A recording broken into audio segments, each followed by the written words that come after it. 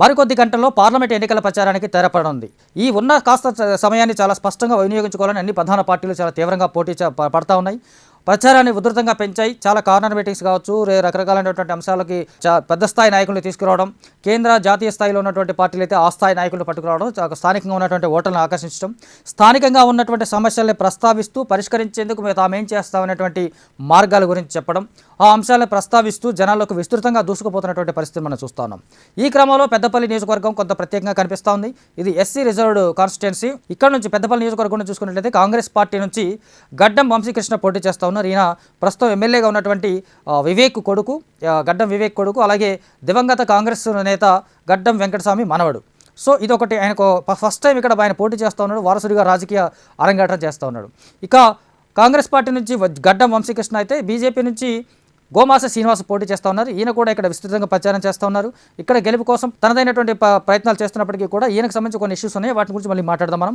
ఇక BRS party నుంచి కొప్పుల ఈశ్వర్ గతంలో 6 సార్లు ఎమ్మెల్యేగా పోటీ చేశాడు, గతంలో మంత్రిగా పనిచేశాడు. బీఆర్ఎస్ పార్టీలో ఒక కీలకమైనటువంటి నేతగా ఆ ప్రాంతంలో తనదైనటువంటి కొంచెం పట్టు నిలుపుకునే ప్రయత్నం చేశాడు. సో ఈ ముగ్గురు మధ్య పోటీ, త్రిముఖ పోటీగా కనిపిస్తున్నటువంటి ఈ విషయంలో చూసుకుంటే ఇక్కడ కూడా మనకి ప్రధానంగా పైకి కనిపిస్తుంది త్రిముఖ పోటీ అయినప్పటికీ కూడా ఇంటర్నల్గా చూసుకుంటే ఖచ్చితంగా 2 పార్టీల మధ్య గట్టి పోటీ కనిపించబోతోంది. మరి ఆ గట్టి పోటీ ఎలా ఉండబోతుంది, 3 పార్టీల మధ్య ఉన్నటువంటి ఇష్యూస్ అంటే, ఈ 3 పార్టీల యొక్క ప్లస్ పాయింట్స్ ఏంటి, మైనస్ పాయింట్స్ ఏంటి చూసుకున్నట్లయితే ఇక్కడ ఖచ్చితంగా కాంగ్రెస్ పార్టీకి ఒక పెద్ద ప్లస్ పాయింట్ ఏంటంటే, మొదటి నుంచి కూడా పెద్దపల్లి పార్లమెంట్ కాన్స్టిట్యున్సీ అనేది కాంగ్రెస్కి ఒక కంచుకోట లాంటిది. ఇక్కడ 17 సార్లు పార్లమెంట్ ఎన్నికలు జరగగా 17 సార్లు పార్లమెంట్ ఎన్నికలు జరిగితే ఆల్మోస్ట్ 10 సార్లు కాంగ్రెస్ పార్టీ ఆ స్థానం నుంచి గెలుపొందింది. అక్కడ ఎక్కువ సార్లు, అత్యధిక సార్లు కూడా గెలిచింది గడ్డం వెంకటస్వామి, ఏదైతే ఇప్పుడు మనం చెప్పుకున్నటువంటి అభ్యర్థి గడ్డం వంశీకృష్ణ యొక్క తాత, వివేక్ యొక్క తండ్రి గడ్డం వెంకటస్వామి ఇక్కడ అత్యధిక సార్లు గెలుచుకున్నాడు. ఆయన కేంద్ర రాజకీయాల్లో చక్రం తిప్పాడు. కేంద్ర రాజకీయాల్లో కాంగ్రెస్ పార్టీ నుంచి ఒక క్రియాశీలకమైనటువంటి వ్యక్తిగా ఉన్నారు. రాష్ట్ర రాజకీయాల్లో కూడా తనదైనటువంటి ముద్ర వేశారు. ఆయన వారసుడిగా వస్తున్నాడు, అంటే 3వ తరం వారసుడిగా గడ్డం వంశీకృష్ణ ఇక్కడ కాంగ్రెస్ పార్టీ నుంచి బరిలో నిలబడుతున్నాడు. ఆల్రెడీ తన తండ్రి గత అసెంబ్లీ ఎన్నికల్లో అక్కడ నుంచి చెన్నూరు నుంచి గెలవడం, అలాగే వాళ్ళ పెదనాన్న వినోద్ కూడా ఆల్రెడీ ఎమ్మెల్యేగా ఉండటం ఈయనకి ఇంకా మరింతగా కలిసి వచ్చే అవకాశాలు అయితే, ఇక్కడ కోల్బెల్ట్ ఏరియా ఎక్కువగా ఉండటం, ఆ కోల్బెల్ట్ ప్రాంతంలో కాంగ్రెస్ పార్టీకి ఎక్కువగా పట్టుండడం, ఆ ప్రాంతాల్లో ఉన్నటువంటి ఓటర్లందరినీ కూడా వీళ్ళు ఆకర్షించారు. ఆల్రెడీ వాళ్ళంతా కాంగ్రెస్ వైపు మొగ్గు చూపుతున్నారనేది స్థానికంగా మనకు వినిపిస్తున్నటువంటి పరిశీలకులు చెప్తున్నటువంటి అంశాలు. ఎందుకంటే ఇక్కడ కోల్బెల్ట్ అనేది ఆ ఏరియా కొంత ఇక్కడ ఎన్నికల్ని ప్రభావితం చేస్తుంది. ఆ ప్రభావితమయ్యే ప్రాంతాలన్నీ ఆల్మోస్ట్ ఇప్పుడు కాంగ్రెస్ మ్యాక్సిమం కవర్ చేసింది. కాంగ్రెస్కి అనుకూలంగా వాళ్ళంతా ఉన్నారని చేసి చెప్పుకుంటున్నారు. సో ఇది కొంత కాంగ్రెస్ పార్టీకి ఇదైతే కనుక, దీంతోపాటు మిగతా పార్టీ నుంచి బీఆర్ఎస్ నుంచి కానీ బీజేపీ నుంచి కానీ విపరీతమైనటువంటి వలసలు కాంగ్రెస్ పార్టీలోకి వస్తూ ఉన్నారు.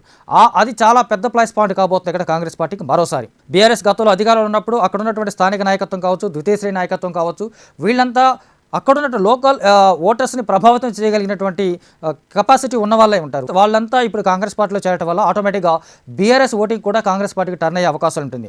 మొత్తం కాకపోవచ్చు, మ్యాక్సిమం నెంబర్ ఆఫ్ ఓటింగ్ అనేది కాంగ్రెస్ పార్టీకి టర్న్ అయ్యే అవకాశం ఉంటుంది. ఇక్కడ విశేషం ఏంటంటే బీజేపీ నుంచి కూడా వలసలు పెరుగుతూ ఉన్నాయి. బీజేపీలో వర్గ విభేదాలు విపరీతంగా కనిపిస్తూ ఉన్నాయి. పెద్దపల్లి నియోజకవర్గంలో గోమాస శ్రీనివాస్ యొక్క నాయకత్వాన్ని లేదా ఆయన అభ్యర్థిత్వాన్ని నాయకులు అంగీకరించడం లేదు. కార్యకర్తలు కూడా కొంతవరకు ఆయన అభ్యర్థిత్వాన్ని యాక్సెప్ట్ చేయడం లేదు. ఈ కారణంగా అక్కడ వర్గ విభేదాలు స్పష్టంగా కనిపిస్తూ ఉన్నాయి. గోమాస శ్రీనివాస్కి ఇది కొంచెం హెడ్ఏక్గా కనిపిస్తూ ఉంది. బీజేపీ ఇక్కడ పట్టు నిలబెట్టుకుంటుందా నిలబెట్టుకోనదా అనేది సెకండరీ మ్యాటర్ అయితే కనుక, అసలు ఉనికిని చాటుకోవాలంటే కొంచెం బలంగా ఉండాలి, ఐకమత్యంతో ఉండాలి. ఆ 2 అంశాల్లో కనుక బీజేపీ కొంత ఇక్కడ వీక్గా కనిపిస్తూ ఉంది స్పష్టంగా చూసుకుంటే. ఎందుకంటే గోమాస శ్రీనివాస్కు టికెట్ ఇవ్వడం అనేది అక్కడ కొంతమంది నాయకులకు నచ్చలేదు. ఆ కారణంగా ఆయన నాయకత్వాన్ని, అభ్యర్థిత్వాన్ని వ్యతిరేకిస్తూ ఉన్నారు. అలాగే మిగతా ఏదైతే టికెట్ ఎక్స్పెక్ట్ చేసిన లీడర్షిప్ ఉందో ఆ వర్గం ఈ వర్గం 2 వర్గాలుగా విడిపోయారు.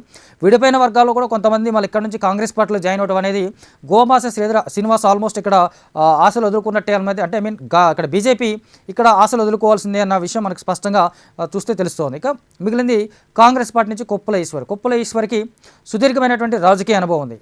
బీఆర్ఎస్ ప్రభుత్వంలో మంత్రిగా పనిచేశారు, తనదైనటువంటి ముద్ర వేసే ప్రయత్నం చేశారు. కాకపోతే కొన్ని సందర్భాల్లో ఆయన మీద కొంత వ్యతిరేకత కనిపించింది. 6 సార్లు ఎమ్మెల్యేగా పనిచేసినప్పటికీ కూడా అభివృద్ధి పరంగా చూసుకుంటే ఆ స్థాయిలో లేదనేటువంటి విమర్శలు కూడా మనకి కొప్పుల ఈశ్వర్ మీద ఉంటాయి. అలాగే ఒక వర్గం ప్రయోజనాల కోసం ఎక్కువగా ఆయన పనిచేశారన్న విమర్శలు కూడా కొప్పుల ఈశ్వర్ మీద ఉన్నాయనేది కొంతవరకు స్థానికంగా ఉన్నటువంటి ప్రజలు కానీ నాయకులు కానీ చెప్తున్నటువంటి మాట. ఇక బీఆర్ఎస్లో మంత్రిగా చేసినప్పుడు తన స్థాయికి తగ్గట్టుగా లేదా మంత్రి పదవికి తగ్గట్టుగా ఆయన అక్కడ అభివృద్ధి కార్యక్రమాలు చుట్టుపక్కల ఏదైతే తన అక్కడ లోకల్ కాకపోయినా చేయలేదు. కాబట్టి అప్పుడు అధికారంలో ఉన్నప్పుడే చేయలేని పర్సన్ ఇప్పుడు అధికారంలో లేని సమయంలో ఈయనేం చేస్తాడు. సో ఈయనకు ఓటు వేయడం, బీఆర్ఎస్కి ఓటు వేయడమే వేస్ట్ అని ఇక్కడ కాంగ్రెస్ బీజేపీ స్పష్టంగా చెప్తా ఉన్నాయి. అది కొప్పులేశ్వర్ కూడా సేమ్ అప్లై చేస్తూ ఉన్నాయి. ఇక్కడ కొప్పులేశ్వర్ కూడా చూసుకున్నట్లయితే ఒకప్పుడు ఆయన కోల్బెల్ట్ ఎంప్లాయీ, ఆయన సింగరేణి ఎంప్లాయీ.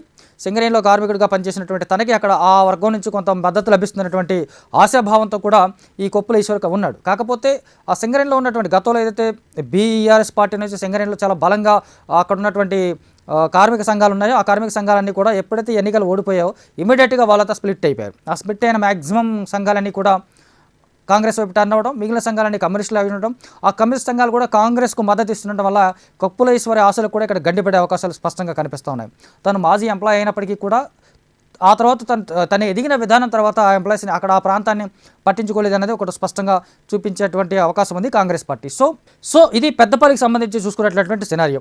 తన వాగ్దాటితో బలమైనటువంటి వాగ్దాటి లేకపోయినా కాంగ్రెస్ పార్టీ యొక్క అండదండలు, కాంగ్రెస్ పార్టీలోకి వచ్చినటువంటి వలస నాయకత్వం కావచ్చు, అటు సింగరేణి కార్మిక సమాఖ్యల నుంచి వస్తున్నటువంటి మద్దతు కావచ్చు, ప్రస్తుతం కాంగ్రెస్ పార్టీ అధికారంలో ఉన్నటువంటి వైనం కావచ్చు, ఇవన్నీ కూడా కొత్తవాడైనప్పటికీ రాజకీయాలకి అలాగే వారసత్వ నాయకుడు అని పేరున్నప్పటికీ కూడా గడ్డం వంశీకృష్ణకి ఖచ్చితంగా పెద్దపల్లి ఇవన్నీ బాగా కలిసి వచ్చేటువంటి అంశాలు. అంచేత ఇది కాంగ్రెస్ పార్టీకి ఆల్మోస్ట్ వార్ వన్ సైడ్ లాంటి సెగ్మెంట్ లాగా చెప్పొచ్చు. ఇక బీఆర్ఎస్ సంబంధించి చూసుకున్నట్లయితే కొప్పుల ఈశ్వర్ తన గతంలో ఇక్కడ పనిచేశానని చెప్పుకున్నప్పటికీ కూడా ఇప్పుడు బీఆర్ఎస్ ఆల్మోస్ట్ రాష్ట్రంలో పట్టుకోల్పోయింది. ఈ నియోజకవర్గంలో కూడా పూర్తిగా పట్టుకోల్పోయింది. బీఆర్ఎస్లో ఉన్నటువంటి చాలామంది నాయకులు కాంగ్రెస్ పార్టీకి వలసలకు వెళ్తున్నారు కాబట్టి ఇక్కడ బీఆర్ఎస్ అనేది సెకండ్ ప్లేస్కు పరిమితమయ్యే అవకాశాలు స్పష్టంగా కనిపిస్తున్నాయి అనేది విశ్లేషకులు చెప్తా ఉన్నారు.